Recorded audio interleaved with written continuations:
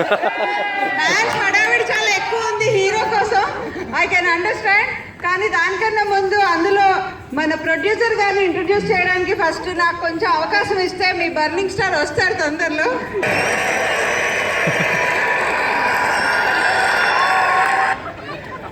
డబ్బుల్ని నీళ్ళల్లా ఖర్చు పెట్టే మన ప్రొడ్యూసర్ దగ్గుబాటి వీరేష్ బాబు గారిని స్టేజ్ మీదకు రావాలని కోరుకుంటున్నాం.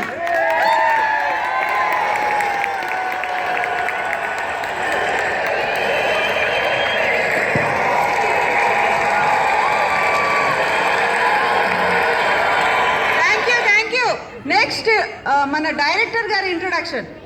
ఫ్లాప్కి మీనింగ్ తెలియని మన డైరెక్టర్ బోయపాటి ఫణీంద్ర గారిని స్టేజ్ మీదకి రావాల్సిందిగా కోరుకుంటున్నాం. అందరూ వెయిట్ చేసే మన హీరో ఇంట్రొడక్షన్. రామాయణంలో రాముడులా, భారతంలో భీముడులా మన తెలుగు సినీ ఇండస్ట్రీకి నవయువ మన్మధుడు, స్టన్నింగ్ స్టార్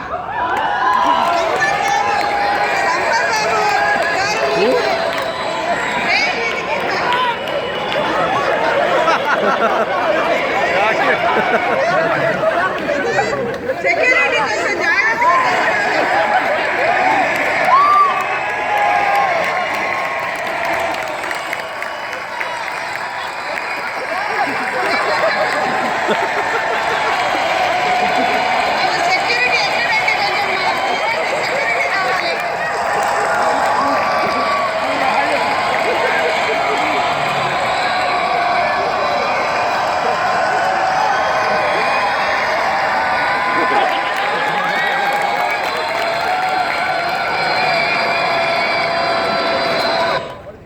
డైరెక్టర్ గారిని కొంచెం స్పీచ్ ఇవ్వమని నా కోరిక. ప్రొడ్యూసర్ గారు ఫస్ట్. ప్రొడ్యూసర్ గారు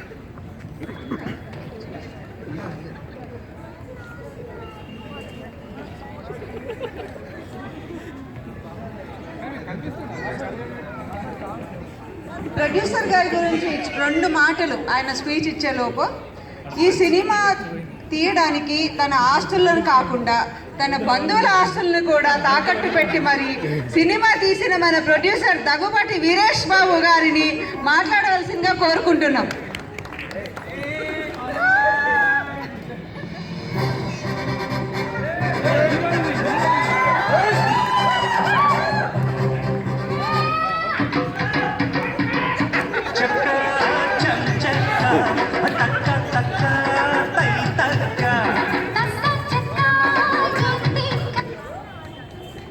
హలో, ఎలా వర్ణించాలి ఆ రూపం గురించి, ఎలా చెప్పాలి ఆ శరీరం గురించి. బాక్స్ ఆఫీస్ నే షేక్ చేసే పర్సనాలిటీ అది.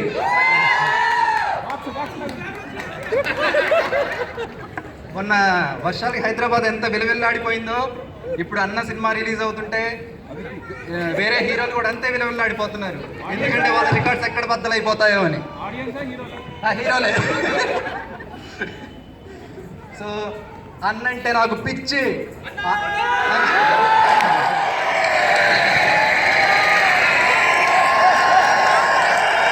ఆ పిచ్చి ఈనాటిది కాదు. 10th క్లాస్ చదువుతున్నా, జీవితంలో ఏం చేయాలో తెలియదు.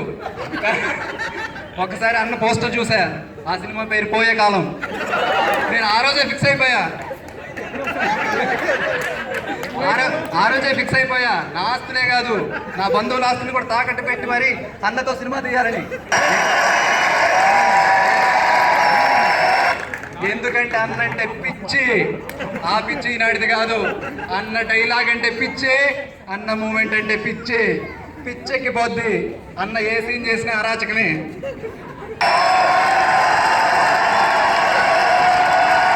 అన్నా నాది ఒకటే కోరిక, నువ్వెప్పుడు ఇలా నిండు చంద్రుళ్ళ నవ్వుతూ మా ముందు తిరగాలన్నా.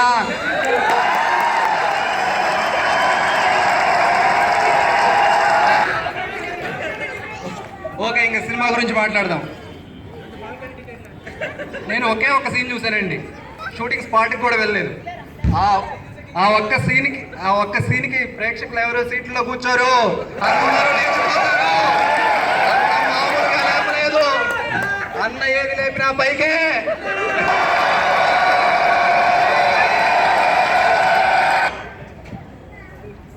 సో అన్న చేసిన ఒక సీన్ గురించి చెప్పాలండి. అన్న చేసిన ఆ సీను ఈ సినిమాకి అరాచకం అనే టైటిల్ తీసుకొచ్చింది. అన్న ఏం చేసిన అరాచకమే అది అరాచకం కాదు, బీభత్సం, భయానకం.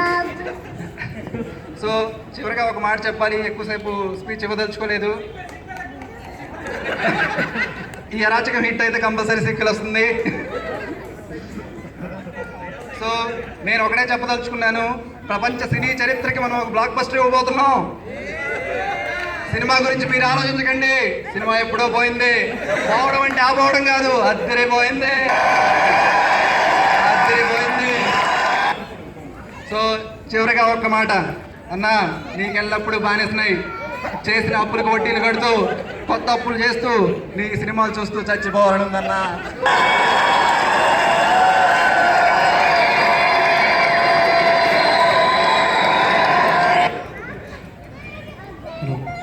మన డైరెక్టర్ గారికి అలా పోయే కాలంతో బాగా కలిసి వచ్చింది. ఆయన ఆస్తులే కాదు, ఆయన చుట్టాల ఆస్తులు కూడా పాపం పోయే కాలం వచ్చింది. మన నెక్స్ట్ వచ్చి మన ప్రొడ్యూసర్ గారు, డైరెక్టర్ గారికి వజ్రం ఉంటే సరిపోదు, దానిని సానపెట్టేవాడు కావాలి. బంగారం ఉంటే సరిపోదు, దాన్ని పూత పోసే వాడు కావాలి. దేనిని తన స్టైల్లో ఇండస్ట్రీ హిట్ ఇచ్చే మన డైరెక్టర్ బోయపాటి ఫణీంద్ర గారిని మాట్లాడవలసిందిగా కోరుకుంటున్నాం. మా మైకిల్ మళ్ళీ మైక్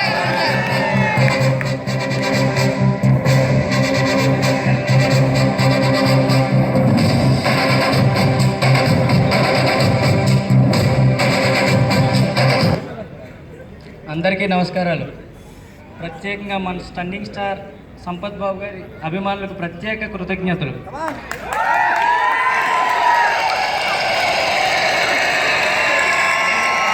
ఒక సంఘటన చెప్పాలనుకుంటున్నాను. అదేంటంటే 1980వ సంవత్సరం జనవరి 20వ తేదీన జఫా సినిమా షూటింగ్కి నేను వెళ్ళాను సార్కి కథ వినిపిద్దామని. అప్పుడు ఆయన ఒక చెట్టు కింద కూర్చొని ఏదో సెట్లో ఏదో చేస్తుంటే ఈయన సింపుల్ సిటీ చూసి స్టన్ అయిపోయా. అప్పుడు సార్ దగ్గరికి వెళ్ళి, సార్ మీరు స్టన్నింగ్ స్టారా అన్న. నువ్వు స్టన్ అయ్యావంటే స్టన్నింగ్ స్టారే కదరా అన్నారు. అప్పుడే ఫిక్స్ అయిపోయా దాంతో సినిమా చేద్దామని.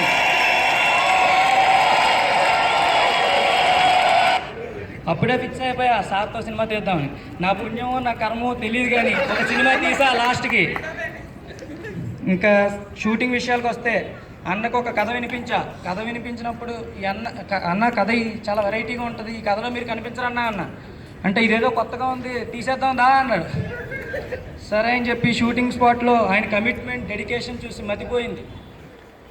ఇంకా సినిమా సెట్లో అయితే కొన్ని సీన్స్ చూసినప్పుడు, అన్న మీరు చేసి పెర్ఫార్మెన్స్లు ఇంకెవరు ఏ హీరో చేయలేరు అన్నా అన్న. అప్పుడే నాకు అర్థమైంది సినిమా చూసి ఈ సినిమా ఎప్పుడో పోయిందని. అంటే ఇంకోలా కాదండి, అదిరిపోయింది. ఇంకా మన ప్రొడ్యూసర్ గారి గురించి చెప్పాలంటే, అన్న ఒక సెట్ అయ్యాలో చెరువు మీద అని చెప్పా. ఎందుకు చెరువు, సముద్రం మీద వేసేద్దాం డైరెక్ట్ అన్నారు. ఇలాంటి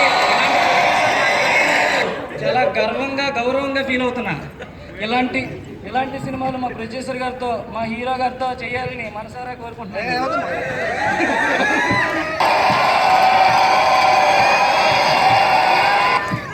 ఇంకా చివరిగా చెప్పాలి, స్టన్నింగ్ స్టార్ అభిమానులకు ఇంకా పండగ రోజులు వచ్చేసాయి. సినిమా ఎప్పుడో పోయింది, ఫిక్స్ అయిపోయింది. మళ్ళీ సక్సెస్ మీట్లో కలుసుకుందాం. అంతవరకు సెలవు. సినిమా పోయే ముందు, మన హీరో గారు పోయే ముందు, మీ స్టన్ అయ్యే మన హీరో గారు రావాల్సిందిగా, వేదిక మీదకి అలంకరించాల్సిందిగా మన స్టన్నింగ్ స్టార్.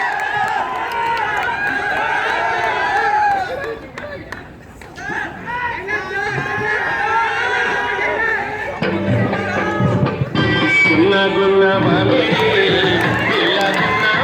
తోటకి గున్న మామిడి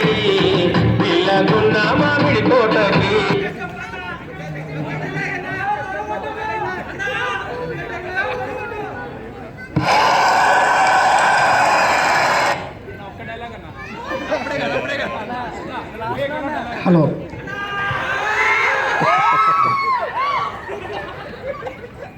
అందరికీ నమస్కారం. ఒక్క 2 నిమిషాలు మాట్లాడే ఛాన్స్ ఇవ్వండి. నాకు తెలుసు మీ ఉత్సాహం ఏంటో, మీ అభిమానం ఏంటో. మైక్ దగ్గర ఎంత ఎలా మీకు ఇది సాధ్యం? ఇంత అభిమానాన్ని నాకు ఎలా సంపాదించాలి? ఇది అభిమానమా పిచ్చా అనిపిస్తుంది ఒక్కోసారి.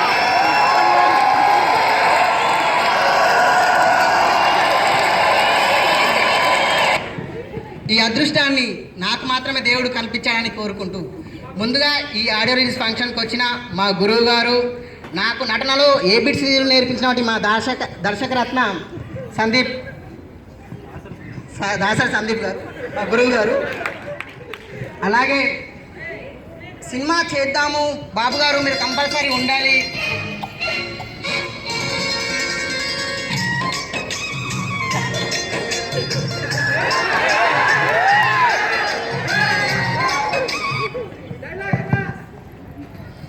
ముందుగా కళామ తల్లికి నా హృదయపూర్వక వందనాలు.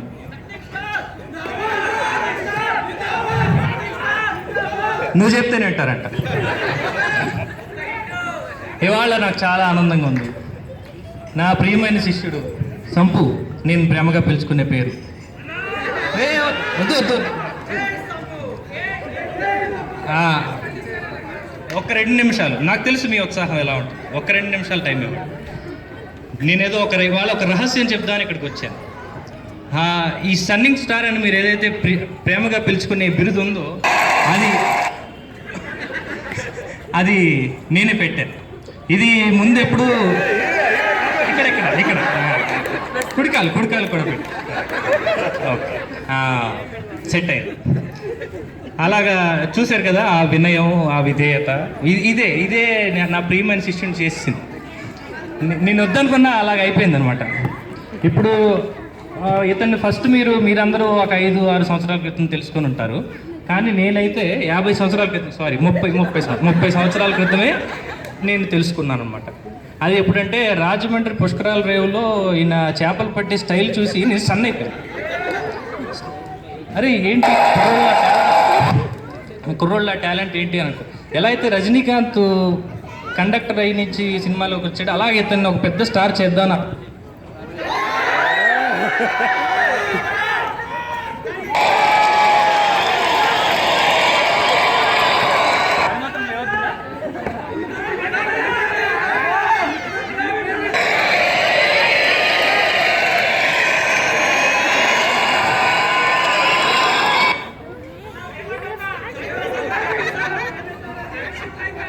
ఒక స్టంట్ చేయన్నా, బాడీ చూపించన్నా.